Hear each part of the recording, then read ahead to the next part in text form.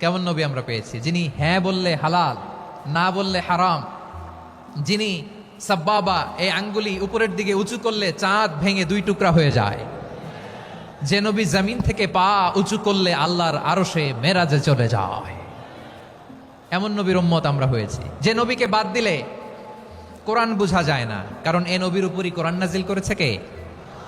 এ নবীকে বাদ দিলে হাদিস বোঝা যায় না, কারণ হাদিস তো এ নবীর মুখনিসৃত পবিত্র বাণী। সুবহানাল্লাহ পড়েন। এ নবীকে বাদ দিলে জান্নাত চেনা যায় না, কারণ জান্নাত তিনি চাক্ষুষ দেখে এসে আমাদেরকে মেরাজ শেষে বর্ণনা করে শুনিয়েছেন। এ নবীকে বাদ দিলে জাহান্নাম চেনা যায় না, এ নবীকে বাদ দিলে আমার রবকে চেনা যায় না। ঠিক কিনা বলেন?